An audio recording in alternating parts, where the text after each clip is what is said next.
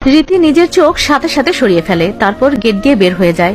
মেহরাব রীতির যাওয়া দেখে। কি ব্যাপার, মেয়েটা তো তাড়াতাড়ি চলে যাচ্ছে কেন? এখনো অনুষ্ঠান তো শেষ হয় নাই। মেহরাব কি করবে কোনো কথা না বলে বসে থাকে। তবে মনের মধ্যে শুধু ওই মেয়েটার ছবি ভাসছে। কি মুগ্ধ করার মতো মেয়েটা। রীতি ভার্সিটি থেকে বের হয়ে একটা রিক্সা নিয়ে বাড়ির উদ্দেশ্যে রওনা দেয়। সময় প্রায় রাত 6টা। চারদিক মাগরিবের আজানের ধ্বনি শোনা যাচ্ছে। রীতি আজান শুনে মাথায় কাপড় দেয়। রাতের অন্ধকার আজকে ভীষণ ভালো লাগছে। তার কাছে মনে হচ্ছে নিজের জীবনের সাথে অনেক মিল রয়েছে এই রাতের। রীতি মনে মনে বলতে থাকে, মেহরাব চৌধুরী, আপনি কেন করলেন আমার সাথে এরকম? সেদিন কেন ছেড়ে চলে গেলেন আমাকে? যদি আপনার আমাকে পছন্দই না ছিল তাহলে কেন কবুল বললেন আমার জন্য? কেন এই মনের মধ্যে এক বিন্দু ভালোবাসার ঝড় তুলে হারিয়ে গেলেন? আজকে আপনি কত কাছে ছিলেন আমার, তবুও ইচ্ছে করে অপরিচিত সাজা নাটক করলেন। রীতির পুরো মন জুড়ে মেহরাব রয়েছে। 2 বছর পরও মেহরাবকে ভুলতে পারেনি সে। কি করে ভুলে যাবে?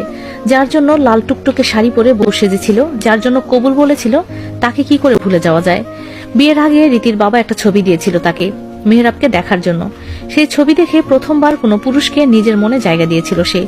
রীতি শুধু চোখের পানি দিয়ে নিজের অতীতের ঘটনাকে ভুলে যাওয়ার বৃথা চেষ্টা করে।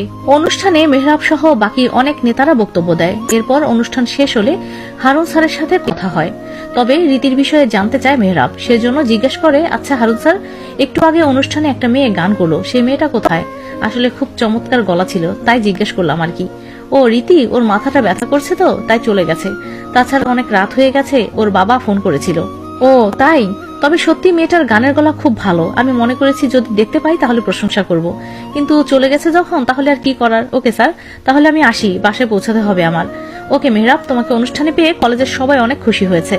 মেহরাব হারুন রশিদ স্যারের সাথে কথা বলে গাড়িতে উঠে পড়ে। তবে মেয়েটার নাম তার মাথায় ঘুরতে থাকে। রীতি কেন যেন এই নামটা পরিচিত লাগে, মনে হচ্ছে আরো শুনেছে। কোথায় শুনেছে মনে করতে পারছে না। মেহরাব নিজের ফোন বের করে দেখতে থাকে। সেখানে হারুন স্যার কলেজের অনুষ্ঠানের ভিডিও আপলোড দিয়েছে, যে ভিডিওতে রীতি গান করছিল। মেহরাব ভিডিও দেখে। মেহরাবের চোখ শুধু সেই মেয়েটার দিকে রয়েছে। মেহরাব বলে, কি আছে এই রীতি নামের মেয়েটার মধ্যে? কেন শতবার এই মেয়েকে দেখতে ইচ্ছা করছে আমার। জীবনে এর চেয়ে সুন্দরী মেয়ে দেখেছি, তবে এই মেয়ের মধ্যে একটা জাদু রয়েছে, যার কারণে মেহরাব চৌধুরী ওর মায়া পড়ে গেছে। রীতি রিক্সা করে বাড়ি পৌঁছে যায়। বাড়ির দরজার কলিং বেল বাজায়। ওর আপু ইতি দরজা খুলে দেয়। ইতিকে দেখে রীতির মুখে হাসি ফুটে ওঠে, আর বলে ওঠে, ইতি আপু তুমি কখন এসেছো? আর ইনান কোথায়? তুমি আসবে সেটা আগে বলো নাই কেন? দুলাভাই কোথায়? তোকে জানিয়ে কি করে আসবো? তোর দুলাভাই বিজনেসের কাজে বাইরে গেছে। ইনান আর আমি একা বাসায় বোর হচ্ছিলাম, সেজন্য চলে আসছি। ইনান আব্বুর কাছে রয়েছে, নানা নাতি মিলে মজার মজার কথা বলছে। তোমাকে দেখে অনেক খুশি হয়েছে আপি, তবে দুলাভাই থাকলে অনেক মজা হতো। আচ্ছা আমি যাই, আগে ইনানের সাথে দেখা করে আসি। রীতি গিয়ে ইনানের সাথে দেখা করে। ওরা একসাথে মজা করতে থাকে। রীতির বাবা জামশেদ খান শুধু তাকিয়ে নিজের মেয়ের হাসি মাখা মুখটা দেখছে। জামশেদ খানকে রীতির দিকে এরকম করে তাকিয়ে থাকতে দেখে রূপা বেগম বলে, এরকম করে তাকে কি দেখছো রীতিকে? কি সুন্দর লাগছে মেয়েটাকে এরকম হাসি খুশি মুখে। সত্যি অনেকদিন পর এত খুশি হতে দেখলাম রীতিকে। ঠিকই বলেছো। রীতি আগে কত হাসি খুশি থাকা মেয়ে ছিল, কিন্তু হঠাৎ করে 2 বছর আগের সেই ঘটনায় মেয়েটার মুখের হাসি কেড়ে নেয়। সমাজের মানুষের কথায় মেয়েটা একদম পাল্টে যায়। কেন যে এরকম হলো আমার মেয়েটার সাথে? রূপা, যা হয়েছে সব আমার ভুলের জন্য হয়েছে। আমি মনে করেছিলাম মুরাদের ছেলের সাথে রীতির বিয়ে হলেও খুশিতে থাকবে, তবে ওর ছেলে বিয়ের দিন এরকম একটা কাজ করবে আমি ভাবতেও পারি নাই। তবে মুরাদ ভাই ইচ্ছে করে কিন্তু এরকম করে নাই। তুমি কেন ওনার উপরে রেগে রয়েছো? সেদিনের পর থেকে এই 2 বছরে একটা বারও ওনার সাথে কথা বলনি। যার জন্য আমার মেয়ের জীবন নষ্ট হয়ে গেছে, তার সাথে বন্ধুত্বের সম্পর্ক রাখবো, এটা আমার দ্বারা সম্ভব না। রীতি ইনানের সাথে অনেক মজা করলো, পরে নিজের রুমে চলে আসে আর ব্যাগ রেখে ফ্রেশ হয়ে আসে ওয়াশরুম থেকে। মেহরাব নিজের বাড়িতে পৌঁছে যায়। অনেক সময় ধরে অনুষ্ঠান হয়েছে, তাই শরীরটা টায়ার্ড হয়ে গেছে, রেস্টের দরকার। মেহরাব যখন ড্রয়িং রুমে আসে তখন দেখে মুরাদ চৌধুরী সোফায় বসে আছে। মেহরাব বলে, আসসালামু আলাইকুম আব্বু। ওয়ালাইকুম সালাম। কি ব্যাপার, আজকে এত তাড়াতাড়ি বাড়ি ফিরলে যে তুমি মেহরাব? তোমার রাজনীতির কাজ এত তাড়াতাড়ি শেষ? আফটার অল তুমি এই শহরের মন্ত্রী মেহেদী হাসান মেহরাব চৌধুরী। মেহরাব বুঝতে পারে তার আব্বু কথাটা তাকে খোঁচা দেওয়ার জন্যই বলেছে। গত 2 বছর ধরে এরকম কথা শুনে তার অভ্যাস হয়ে গেছে। মেহরাব বলে, আসলে আব্বু আজকে কলেজে একটা অনুষ্ঠান ছিল, তাই সেখানে উপস্থিত থাকতে হয়েছে। অনেক সময় ধরে অনুষ্ঠান ছিল তো, তাই টায়ার্ড হয়ে গেছি, রেস্ট নিতে বাসায় এসেছি। ও অনুষ্ঠান করেছিলে? আমিও না ভুলে যাই তুমি এই শহরের মন্ত্রী, তোমাকে ছাড়া কি আর কোনো অনুষ্ঠান হতে পারে? যাও নিজের রুমে যাও, রেস্ট করো, আবার সকালে শহর উদ্ধার করতে বের হতে হবে।